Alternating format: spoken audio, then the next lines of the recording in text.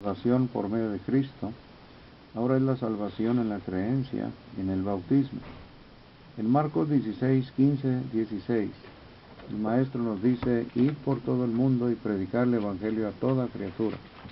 El que creyere y fuere bautizado será salvo, mas el que no creyere será condenado.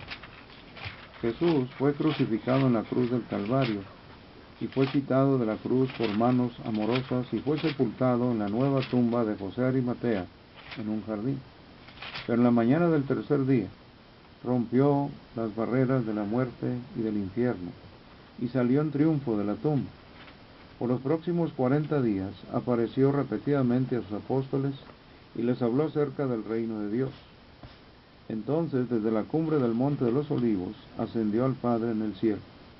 Y antes de que ascendiera, Jesús se apareció a los apóstoles mientras comían, y les exhortó por su incredulidad y su dureza de corazón al rechazar la noticia de los que lo habían visto después de su resurrección.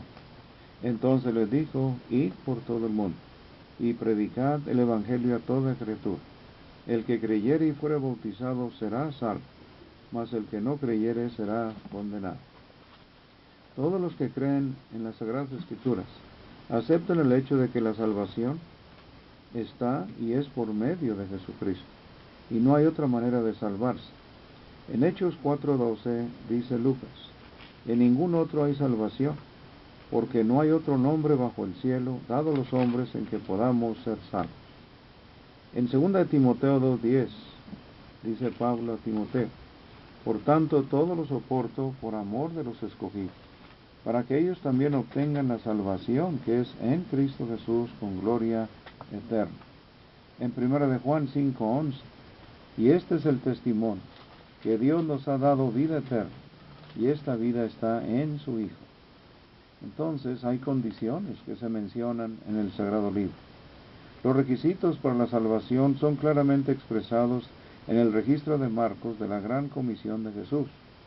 La primera responsabilidad del pecador es oír, como usted está oyendo ahorita, y aceptar el Evangelio.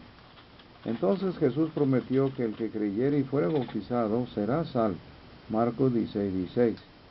Todos a quienes conozco que se dicen creer en las Escrituras aceptan el requisito de la creencia del mensaje del Evangelio sin duda alguna, pero la gran mayoría de ellos abiertamente rechazan el requisito del bautismo.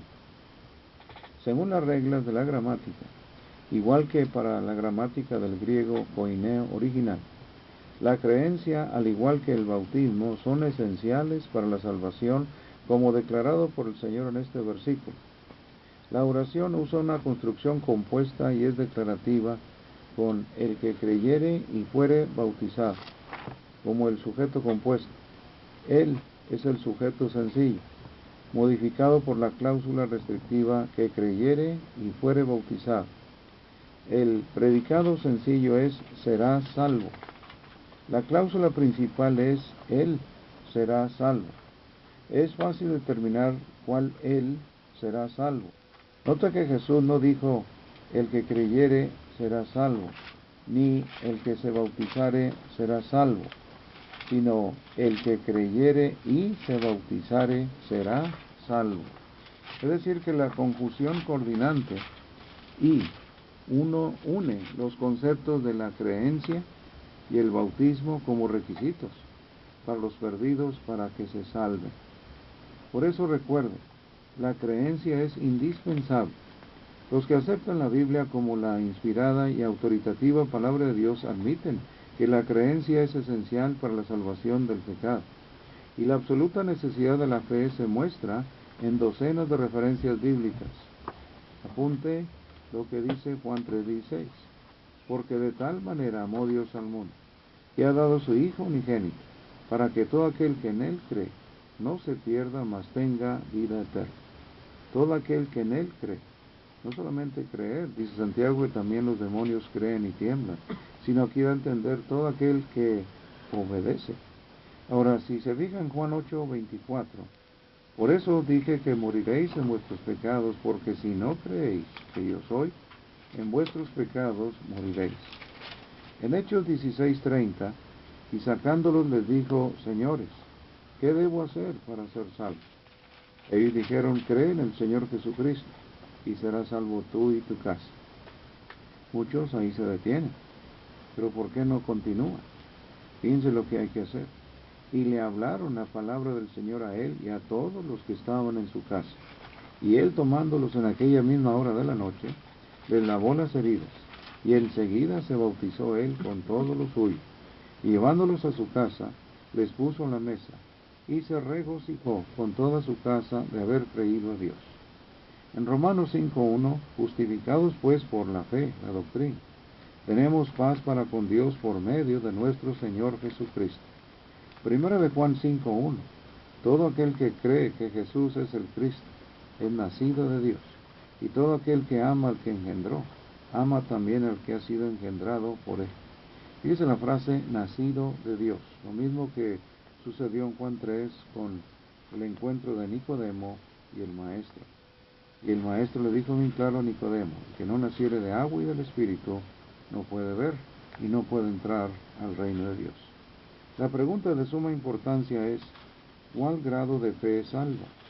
El Nuevo Testamento diferencia entre varios grados de fe. Por ejemplo, Jesús mencionó no tanta fe en Mateo 8:10, poca fe en Mateo 14:31. Pablo escribió fortalecerse en fe, Romanos 4:20, y de estar débil en la fe, Romanos 14:1. Santiago mencionó fe muerta en Santiago 2:17-26, y una fe que se perfeccionó en Santiago 2:22. Mientras varias denominaciones religiosas hablan de la salvación por medio de la fe sola, ni una de las referencias del Nuevo Testamento dice que la salvación viene solo por la fe. La Biblia nunca habla de eso, siempre habla de una fe obediente. El grado de la fe que salva es el grado que trabaja en obediencia a la voluntad de Dios. La fe que rehúsa trabajar está muerta en sí misma y sin obras que es muerta. Santiago 2:17-20. Considere otras referencias que recalcan esta verdad tan importante. En Juan 3:16, el que cree en el Hijo tiene vida eterna, pero el que rehúsa creer en el Hijo no verá la vida, sino que la ira de Dios está sobre él.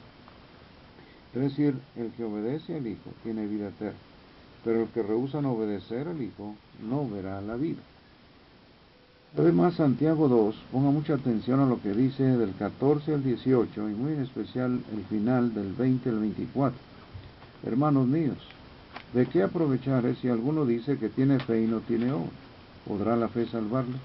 Y si un hermano o una hermana están desnudos y tienen necesidad del mantenimiento de cada día, y alguno de vosotros les dice: id en paz, calentados y saciados, pero no les dais las cosas que son necesarias para el cuerpo, ¿de qué aprovechará? Así también la fe, si no tiene obras, es muerta en sí misma. Pero alguno dirá: tú tienes fe y yo tengo obras. Muéstrame tu fe sin tus obras, y yo te mostraré mi fe por mis obras. Mas ¿quieres saber, hombre vano, que la fe sin obras es muerta? ¿No fue justificado por las obras Abraham nuestro padre cuando ofreció a su hijo Isaac sobre el altar? ¿No ves que la fe actuó juntamente con sus obras, y que la fe se perfeccionó por las obras? Y se cumplió la escritura que dice: Abraham creyó a Dios, y le fue contado por justicia, y fue llamado amigo de Dios. Vosotros veis, pues, que el hombre es justificado por las obras, y no solamente por la fe. Y fija cómo Santiago al final quita la creencia, la falsa doctrina de ser salvos por fe solamente. Aquí dice: y no solamente por la fe. En Gálatas 5:6 Pablo dice: porque en Cristo Jesús ni la circuncisión vale algo, ni la incircuncisión, sino la fe que obra por el amor. En Hebreos 11:1, el autor inspirado definió la fe. Es pues la fe la certeza de lo que se espera, la convicción de lo que no se ve. El autor ilustró el poder y la eficacia de la fe al mostrar cómo obró la vida de hombres y mujeres de Dios en las edades pasadas. En Hebreos 11:4-40. Grandes hombres como Abel, Noé y Abraham vivieron y murieron por la fe, pero su fe fue demostrada por sus obras de obediencia. Por la fe Abel ofreció a Dios. Por la fe Noé preparó el arca. Por la fe Abraham obedeció, etc. Sin exageración alguna, se podría decir que estas personas antiguas de Dios le agradaban a Dios por la fe sola. La suya era una fe obediente. Esta fe incluía la creencia, la confianza en Dios para cumplir con sus promesas y un compromiso amoroso hacia Él.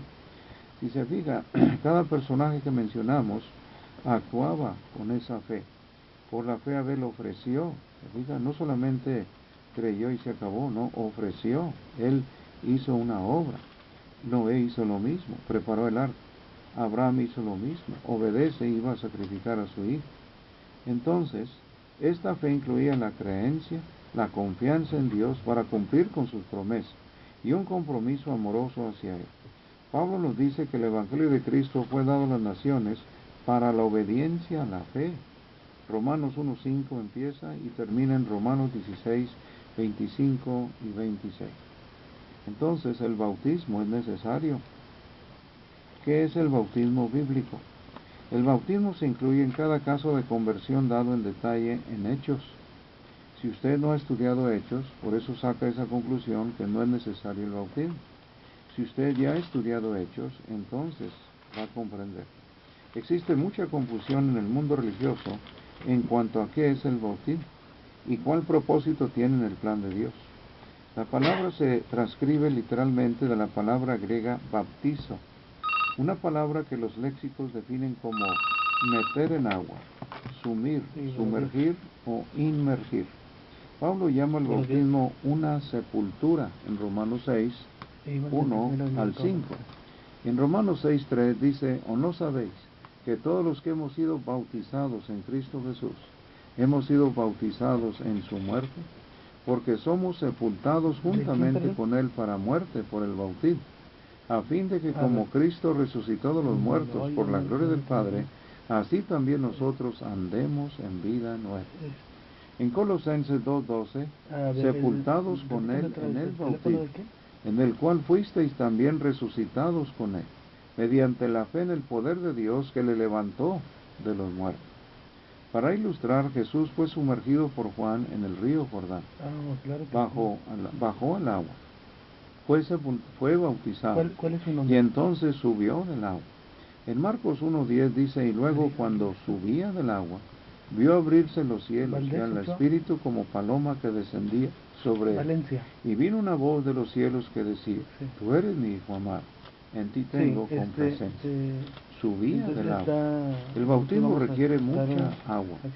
No es atomización, no es aspersión, sino es ser sepultado en mucha agua y suficiente para completamente inmergir a una persona. Juan bautizaba también en Enón junto a Salim, porque había ahí muchas aguas y venían y eran bautizados. Juan 3:23. Cuando Felipe bautizó al eunuco etíope, Lucas registra en Hechos 8:36. Y yendo por el camino, llegaron a cierta agua, y dijo el eunuco, aquí hay agua, ¿qué impide que yo sea bautizado? ¿Por qué llegó el eunuco a esa conclusión? Aquí hay agua. Felipe dijo, si crees de todo corazón bien puedes.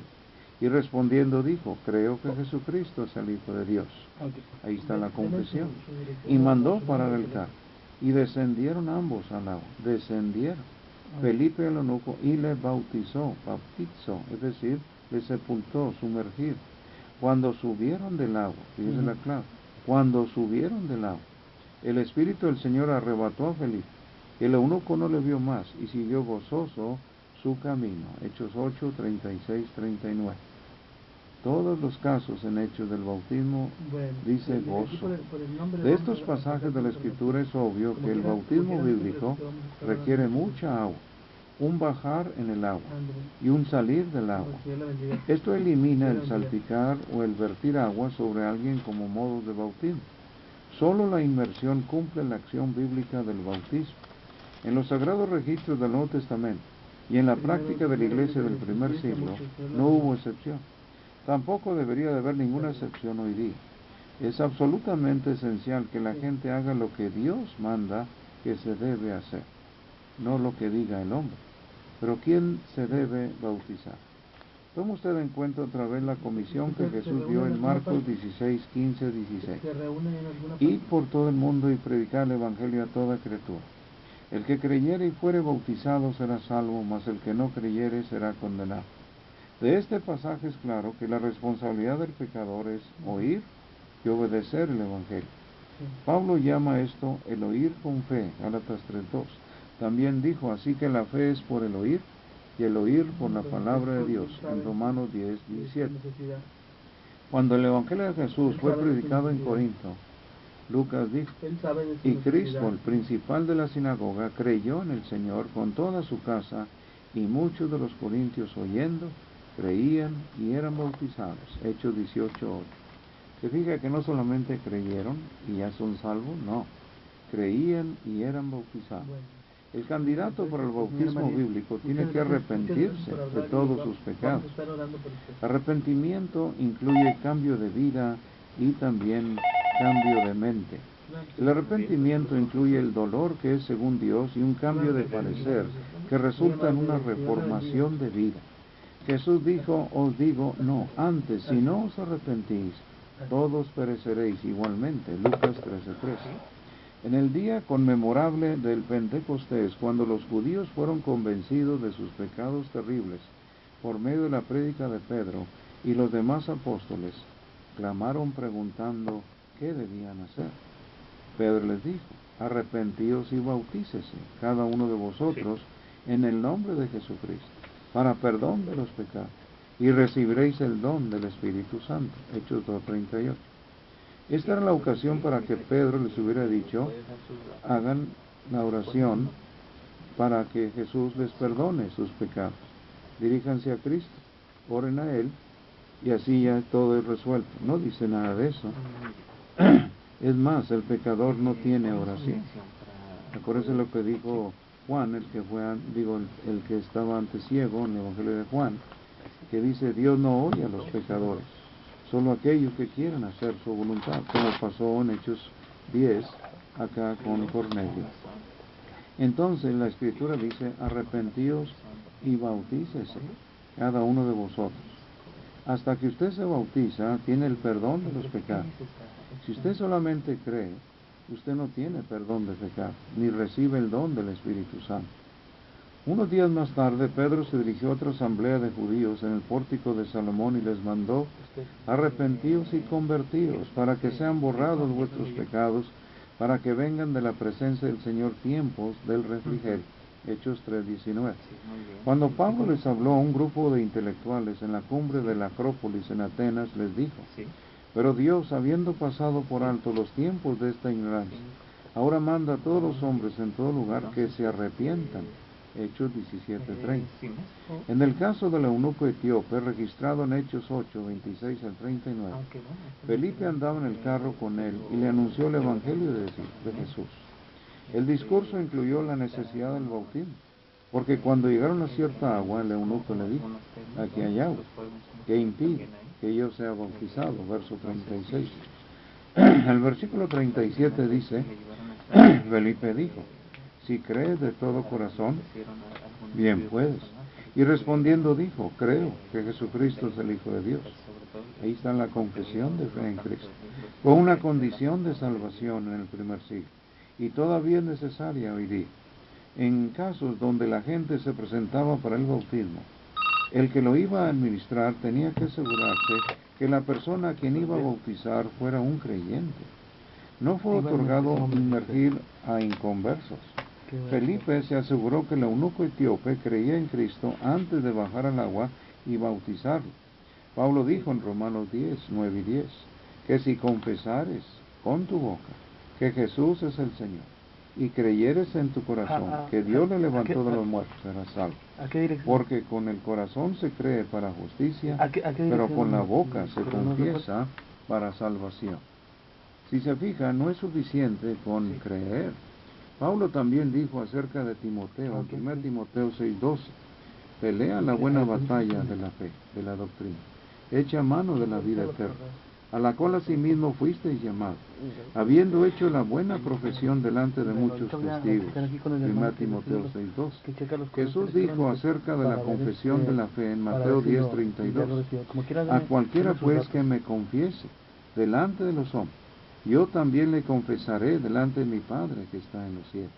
Lucas 12:8.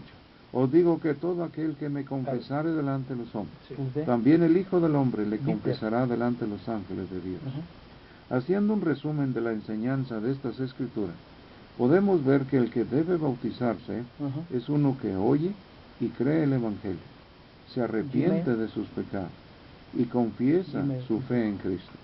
Estas condiciones para el bautismo necesariamente excluyen a bebés y a cualquier otra persona no responsable, como los discapacitados mentales, porque estos no son capaces de creer y no tienen pecados de los cuales arrepentirse. Pero, ¿por qué se debe bautizar el creyente arrepentido? Según Jesús en la gran comisión que les dio a los apóstoles, un creyente arrepentido debe ser bautizado para ser salvo. Observe otra vez, el que creyere y fuere bautizado será salvo, mas el que no creyere será condenado. Marcos 16:16. Lo que Pedro les dijo a los judíos convencidos en el día del Pentecostés está de acuerdo con lo que Jesús había dicho. Arrepentíos y bautícese cada uno de vosotros en el nombre de Jesucristo para perdón de los pecados y recibiréis el don del Espíritu Santo. Hechos 2:38. Muchos años más tarde, muy cerca del fin de su vida, Pedro escribió en 1 de Pedro 3:20, los que en otro tiempo desobedecieron, cuando una vez esperaba la paciencia de Dios en los días de Noé, mientras se preparaba el arca, en las cuales pocas personas, es decir, 8, fueron salvadas por agua. El bautismo que corresponde a esto ahora nos salva. No le quite la S. Ahora nos salva. No quitando las inmundicias de la carne, sino como la aspiración, el anhelo de una buena conciencia hacia Dios por la resurrección de Jesucristo. Pedro no enseñó que el bautismo solo salva. En la misma epístola muestra que la fe es necesaria, en 1 de Pedro 1:5-9. Y en su segunda epístola mostró la importancia del arrepentimiento, en 2 de Pedro 3:9. En 1 de Pedro 1:22-23, el apóstol dijo que los corazones son purificados por la obediencia a la verdad. Se fija que no solamente es creer, una vez más le digo, Santiago dice que también los demonios creen y tiemblan. El bautismo pone a uno en Cristo, donde se encuentra la salvación. Para que usted esté en Cristo, necesita ser sumergido en agua para el perdón de sus pecados y recibir el don del Espíritu Santo. Entonces, al estar en Cristo, tiene toda bendición espiritual. Efesios 1:3. Pablo dijo, pues todos sois hijos de Dios por la fe en Cristo Jesús, por la doctrina, porque todos los que habéis sido bautizados en Cristo, de Cristo estáis revestidos. ¿Por qué dijo Pablo eso? Pues todos los que habéis sido bautizados. Si el bautismo no importa y no tiene nada que ver, ¿por qué Pablo insiste? 169 veces Pablo menciona la frase en Cristo. La frase en Cristo trae a la mente el concepto de sitio o lugar. Estar en Cristo es estar eslabonado, junto con Él, en una unión más hermosa. Cristo y los que son bautizados en Él formamos una comunión corporativa. Así que el estar en Cristo es ser miembro de su cuerpo. ¿Cuál es ese cuerpo? Colosenses 1:18. La iglesia. ¿Cuál iglesia? A la cual Él vino a morir, de Cristo. Ese cuerpo que deriva su vida misma de Cristo. En la discusión de Pablo en el contexto de Gálatas 3, su punto es que los que son hijos de Dios no son los que están en Israel, sino los que están en Cristo. El lugar donde uno es hijo de Dios por la fe está en Cristo. Pablo en Efesios menciona en los lugares celestiales. El bautismo de un creyente arrepentido lo pone en Cristo, dentro de Él, incorporado a Él. En el bautismo en Cristo se le aplica a la persona los beneficios de la sangre de Cristo. Pablo dijo, ¿o no sabéis que todos los que hemos sido bautizados en Cristo Jesús hemos sido bautizados en su muerte? Dice cómo se incluye Él. todos los que hemos sido. Ándale. Si Pablo fue bautizado y usted no quiere ser bautizado, y Cristo fue bautizado, amigo, se va a quedar fuera. Fíjese bien lo que continúa en Romanos 6, 3, 4. Porque somos sepultados juntamente con Él para muerte por el bautismo, a fin de que como Cristo resucitó de los muertos por la gloria del Padre, así también nosotros andemos en vida nueva. Usted va a cambiar hasta que esté bautizado. Mientras usted no se bautice, jamás va a cambiar. El ser bautizado en su muerte es ser sepultado con Cristo. Al ser sepultado con Él, la persona se une con Él. Aquí es donde hay la transfusión, como se puede decir, el contacto con la sangre de Cristo. Antes de ser sepultados juntamente con Él a muerte por el bautismo, el pecador no se une con Él, pero en el bautismo, en la muerte, se une con Él, y los beneficios gloriosos de su muerte sacrificial en el Calvario se le aplican. La importancia de este paso de fe se muestra en 2 Corintios 5:17, donde Pablo dijo: de modo que si alguno está en Cristo, nueva criatura es. Las cosas viejas pasaron, y aquí todas son hechas nuevas. El apóstol Juan también recalcó esta verdad en 1 de Juan 5:11. Y este es el testimonio, que Dios nos ha dado vida eterna, y esta vida está en su Hijo. En el bautismo, la persona es trasladada de la familia de Satanás a la familia de Dios, la iglesia. 1 de Juan 3, recuerde cómo dice Juan el apóstol: hay hijos de Dios y hay hijos del diablo. No nos gusta, ¿verdad? Bueno, antes de venir a Cristo somos hijos del diablo. Ya cuando uno está en Cristo somos hijos de Dios, si es que somos fieles. 1 de Juan 1:7. Por eso Juan insiste mucho en la frase: los que hemos nacido de Dios. Y nacer en el Sagrado Libro del Nuevo Testamento es ser sumergido en agua. Juan 3. Jesús le dijo a Nicodemo: de cierto te digo que el que no naciere de agua y del Espíritu no puede entrar en el reino de Dios, no puede ver el reino de Dios. Juan 3:5. El bautismo es una parte esencial del nuevo nacimiento. Todos los que nos convertimos en hijos de Dios en los primeros días del cristianismo, fuimos bautizados, y así fueron también ellos. Y así entraron al reino de Dios, y usted y yo entramos al reino de Dios, que es la iglesia. Colosenses 1:13 dice: somos trasladados de las tinieblas al reino de su amado Hijo. No piense en un reino milenario que va a haber en un futuro, no, ya estamos en ese reino que es la iglesia, al momento que uno es bautizado. Pablo escribió: porque por un solo espíritu fuimos todos bautizados en un cuerpo. Una vez más, recuerde Colosenses 1:18, ese cuerpo en la iglesia, o sea, en una iglesia. Sean judíos o griegos, sean esclavos o libres, y a todos se nos dio a beber de un mismo espíritu. Y también dice en 1 Corintios 12:13, además dice que no hay otra manera de convertirse en hijo de Dios y miembro del cuerpo del Señor, que es la iglesia. No escuche usted esas tremendas mentiras que dicen también por la radio, que usted haga la oración, para que así usted, como pecador, dirigiendo esa oración a Cristo, ya todo se arregló. No, Señor, recuerde que Dios no oye a los pecadores. En todos los pecadores no tienen oración. Cuando se trata de la salvación, los pecadores no tienen oración. Sí, amigo, recuerde las frases que utiliza mucho el grupo denominacional o sectario, que nos hablan por la radio, por televisión. Esos grupos sectarios, eso es un invento del hombre, una salvación fácil y barata. La salvación del Señor no es barata. Claro que Dios ama al pecador, Juan 3:16 lo dice, pero no tienen oración. Claro, Jesús murió por ellos, Romanos 5:6-8, pero no tienen oración. Claro, afirmativo, el Espíritu Santo aún quiere que con su espada ellos escuchen, Efesios 6:17, pero no tienen oración. Afirmativo, las puertas de los cielos están abiertas para ellos, Mateo 11:28, pero aún así no tienen oración. Los pecadores podemos ir a los cielos, pero no tenemos la oración del pecador.